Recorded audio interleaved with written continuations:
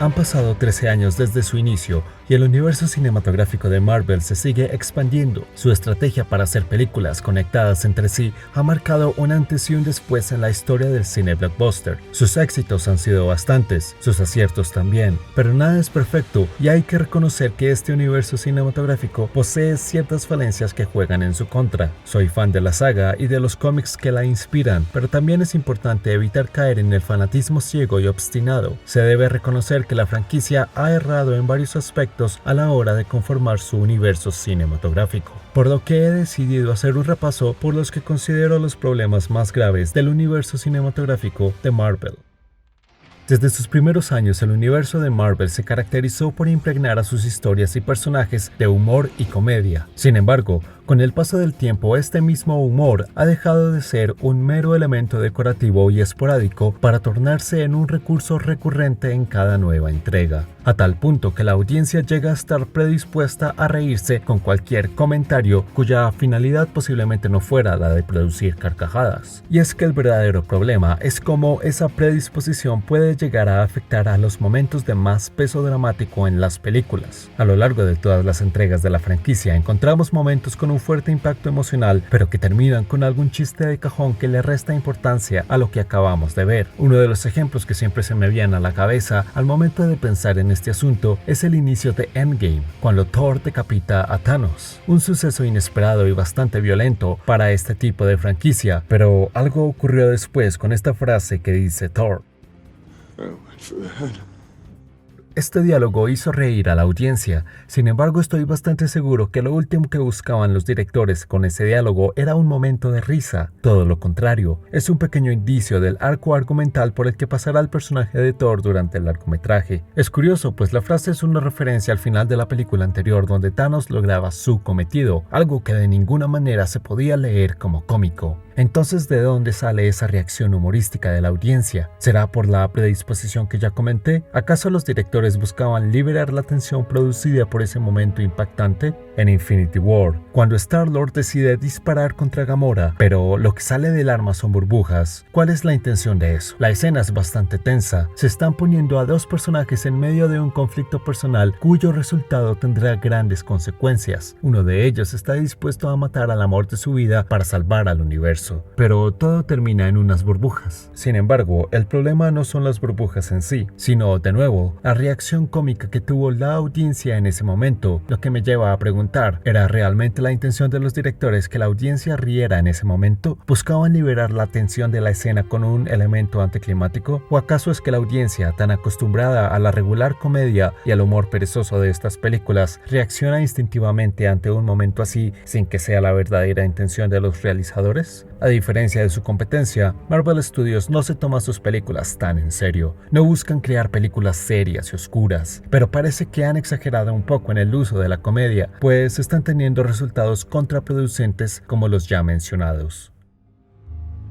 A lo largo de la historia del cine hemos encontrado historias donde el héroe protagonista es tan memorable como el villano al que se enfrenta. Inclusive en el género de superhéroes encontramos diferentes dúos de rivales memorables, pero sorpresivamente el universo de Marvel es la excepción a la regla. Una de las más grandes falencias de Marvel, ese error que lo ha afligido desde sus inicios y que, sorpresivamente, hasta hace relativamente poco han procurado mejorar, es la presencia de unos villanos unidimensionales, poco interesantes, con planes e intenciones genéricas. En el universo cinematográfico de Marvel son pocos los villanos a los que realmente llegamos a conocer y a entender, a los que se les dota de características que los hacen complejos y no solo un decorado más o una herramienta cliché de guión. Cabe mencionar que estos personajes antagónicos viven constantemente a la sombra del héroe, pues muchas veces el villano siempre es la versión malvada del protagonista. De hecho, esta falencia se relaciona a otro problema que no trataremos en esta ocasión, que es la fórmula repetitiva que regularmente encontramos en las películas de Marvel,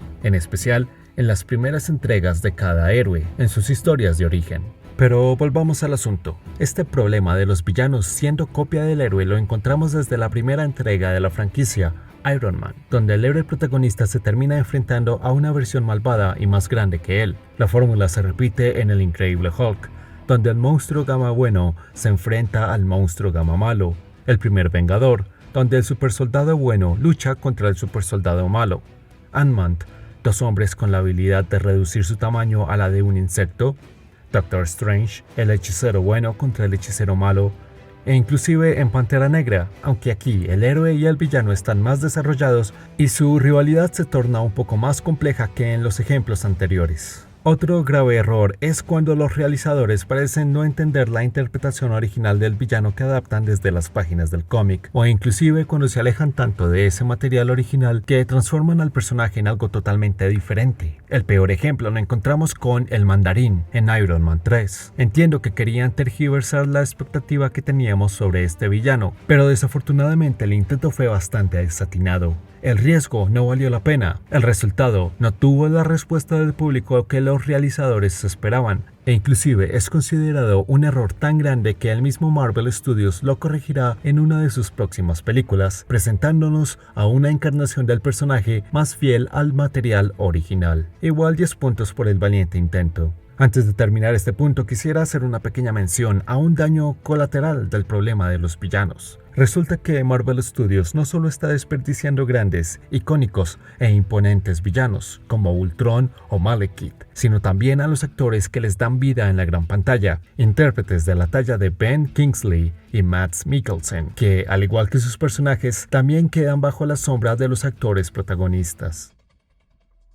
Antes de continuar, quiero pedirles que se suscriban a nuestro canal para que así nuestra comunidad pueda crecer y también puedan estar atentos a todo nuestro nuevo contenido. En sus más de 10 años de historia, el universo cinematográfico de Marvel ha logrado poner en la silla del director a una gran variedad de realizadores de diferente procedencia. Son traídos del género de la comedia, del cine serie B, del blockbuster o del cine independiente, pero realmente son muy pocos los que aportan su propio estilo visual y autoría en cada película que dirigen, siendo los más claros ejemplos de esto James Gunn y Taika Waititi, cuyas películas Guardianes de la Galaxia y Thor Ragnarok resaltan entre las demás entregas de la franquicia por su estética distinguida, colorida y de cierta manera experimental. Sin embargo, este par de directores parece ser una pequeña excepción a la regla, inclusive teniendo en cuenta que no sabemos realmente cuánta libertad creativa le da Marvel Studios a directores como Gunn o Waititi. Es bien sabido que Edgar Wright, director de la trilogía Cornetto y Scott Pilgrim contra el mundo, llevaba impulsando un proyecto de largometraje para el personaje de Ant-Man desde 2005, inclusive antes de que se empezara a trabajar en el guión de Iron Man. Durante varios años el proyecto creció y evolucionó, inclusive se grabó una pequeña escena que daba idea de cómo se traducirían las habilidades del minúsculo héroe a la gran pantalla. Pero en el 2014, tras casi 10 años de trabajo, Edgar Wright anunció que se retiraba del proyecto por diferencias creativas. Y aunque tal vez nunca sabremos las razones específicas, no es difícil imaginar qué pudo haber ocurrido tras bambalinas. El proyecto inició mucho antes de que el universo cinematográfico se apoderara de las salas comerciales y la cultura popular. Y debido a la poca importancia que el personaje representaba, su película se iba postergando con los años mientras el guión avanzaba poco a poco. Pero en 2014, para cuando el proyecto estaba entrando en su etapa de preproducción, el universo cinematográfico había madurado tanto que la película debía ser modificada en ciertos aspectos para que se acomodara a lo ya establecido en las entregas anteriores de la franquicia. Es decir, que la visión original de Edgar Wright para el personaje entraba en conflicto con la estética y la visión que llevaba Marvel Studios con sus películas anteriores. Pero todo este asunto queda mejor resumido en las palabras del propio Edgar Wright. You know, I wanted to make a Marvel movie, but I don't think they really wanted to make an Edgar Wright movie. Otro caso similar ocurrió con la directora de cine independiente, la argentina Lucrecia Martel, a quien se le ofreció la posición de directora para la película de La Viuda Negra, pero que terminó rechazando ya que en Marvel le dijeron que ellos se encargarían de las escenas de acción, es decir, que la estarían convirtiendo en una directora de encargo y la privarían de tener el total control creativo que ella, como directora de la película, debería tener. Otro de los elementos que hace realmente difícil encontrar una propuesta autoral entre cada película de Marvel, en especial tras su adquisición por Disney, es que la gran mayoría de las películas parecen filmadas por el mismo equipo creativo, pasadas por el mismo filtro grisáceo y sobrio que le resta cierta vitalidad a un mundo que, como su material de origen, debería ser colorido y atractivo para la vista. Los colores apagados, el bajo contraste y el exceso de efectos por computadora le dan una homogeneidad a la franquicia que la torna aburrida. Ahora les hago una pregunta. ¿Cuál tema musical realmente recuerdan del universo cinematográfico de Marvel? ¿La fanfarria del estudio? ¿El tema de los Vengadores? ¿Cuál es el tema musical de Tony Stark, del Capitán América o de Thor? La verdad es que no lo hay. Personalmente, uno de los errores que más me molesta de Marvel Studios es la falta de temas musicales reconocibles e icónicos para sus personajes y películas. Es increíble que en sus más de 10 años de existencia, el universo cinematográfico de Marvel solo nos ha dado un tema musical reconocible, el de los Vengadores, y eso que lo hablo desde mi posición como fan y cinéfilo, ya que realmente no sabría decir si el ciudadano de a pie, el espectador casual, reconocería el tema si lo escuchara fuera de contexto. Ni Iron Man, ni Thor, ni Doctor Strange poseen un tema musical identificable que al escucharlo nos recuerde a estos personajes, un tema musical que se equipare a la icónica banda sonora de Harry Potter, Indiana Jones o El Padrino, cuyos leitmotiv musicales podemos asociar a estos personajes en el instante mismo que los escuchamos. Un factor clave de este problema es que el cargo de compositor de una película es cambiado para la secuela, por lo tanto no se puede lograr una consistencia musical. Es un caso bastante curioso, pues viéndolo en retrospectiva, uno pensaría que Kevin Feige, en su posición como gran arquitecto de este universo y fiel seguidor de los personajes que lo conforman, tendría en cuenta este elemento tan importante desde el inicio. No es sino hasta iniciada la fase 3 que temas musicales como los de Guardianes de la Galaxia o Spider-Man empiezan a repetirse, principalmente debido a que los compositores de la primera entrega regresaron para la segunda parte. Sin embargo, el traer de vuelta a los compositores musicales parece no ser suficiente, pues las bandas sonoras, aunque alcanzando un nivel de calidad decente y sirviendo perfectamente como acompañantes de cada película, no destacan fuera de estas. No logran calar en la cultura popular como si lo han logrado otras piezas musicales a lo largo de los años.